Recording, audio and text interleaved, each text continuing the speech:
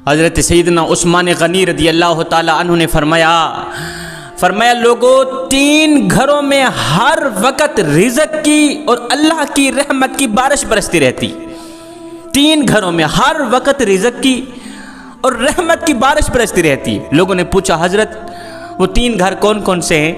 हज़रत उस्मान गनी रज़ी अल्लाह ताला अन्हु ने फरमाया, पहला वो घर जिस घर के रहने वाले लोग अल्लाह की मखलूक से हसद नहीं करते, क्योंकि हसद उस सुलगती हुई तीली की मानद है जो दूसरों को जलाने से पहले खुद जलकर राख हो जाती है।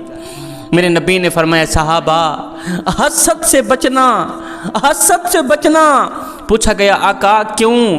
फरमाया, हसद नेकियों को इस तरह खाता है जिस तरह आग लकड़ियों को खाती है। एक बुजुर्ग थे, उसकी बुजुर्गी पर लोग हसद किया करते थे। उन हासिदीन ने एक तवाइफ को बुलाया, उस तवाइफ को 1000 दरहम देकर कहा कि इस बुजुर्ग को तुमने गुमराही पर लाना है।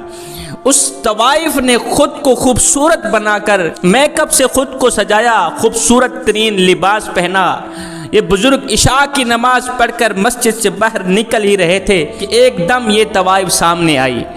हजरत ने इस तवाइफ को देखा, देखते ही अपनी नज़रें झुका ली, अपनी निगाहों को झुकाकर फरमाने लगे, ए खातून उस वक्त को याद कर जब तू बीमार हो जाएगी, जब तू बीमारी में मुब्तला हो जाएगी। ऐसी बीमारी में मुब्तला होगी फिर तुझे कभी शिफा नहीं मिलेगी, तुझे सेहत नहीं मिलेगी, क्योंकि वो बीमारी होगी वक्त आखिर की बीमारी, वो बीमारी होगी मौत की बीमारी। जब मौत की बीमारी में तू मुब्तला होगी, आधी रूह अंदर आधी रूह बाहर हिचकियाँ लगा रही होगी, फिर तुझे शिफा नहीं मिलेगी। उस वक्त को याद कर ए खातून, हुस्न पर नाज करने वाली, उस मरहले को याद कर, उस दिन को याद कर जब तू गस्साल खातून के सामने बेबस पड़ी होगी। वो तुझे चाहे इधर पलट दे, वो तुझे चाहे उधर पलट दे, तेरे हाथ तो होंगे, छूने की हिम्मत नहीं होगी, तेरी जुबान तो होगी, बोलने की ताकत नहीं होगी। जब तेरे अपने अजीज व अकारिब दोस्त रिश्तेदार, तेरे भाई बहन तुझे उठाकर कब्रिस्तान की तरफ ले जा रहे होंगे, तू रो रही होगी, चीख रही होगी, कह रही होगी मुझे कहाँ लेके जा रहे हो? वो देखो कब्र में तो सांप मेरे इंतजार में, कब्र में तो बिच्छू कीड़े मेरे मुंतजर हैं, और सामने आग जली हुई है, मुझे आग में डालने क्यों जा रहे हो? लेकिन अफसोस उस वक़्त तेरी कोई सदा नहीं सुनने वाला होगा, तेरी आवाज़ कोई सुनने वाला नहीं होगा। तुझे अंधेरी कब्र में रख के वापस आ जाएंगे। वो अंधेरी कब्र तारीकी ही तारीकी होगी, अंधेरा ही अंधेरा होगा, ना रोशनी, ना बल्ब, ना एसी, ना पंखा, कुछ भी नहीं होगा। बस वहाँ कीड़े होंगे, वहाँ मकोड़े होंगे। आज जिस हुस्न पे तू नाज करती है, जिस चेहरे पे नाज करती है, कब्र के अंदर इसी चेहरे के ऊपर कीड़े भाग दौड़ कर रहे होंगे। तेरे नाक को खाएंगे, तेरे लबों को खाएंगे, तेरे गालों को खाएंगे, तेरे सीने को खाएंगे, तेरे दिल को, तेरे कलेजे को चीर चीर कर खाएंगे।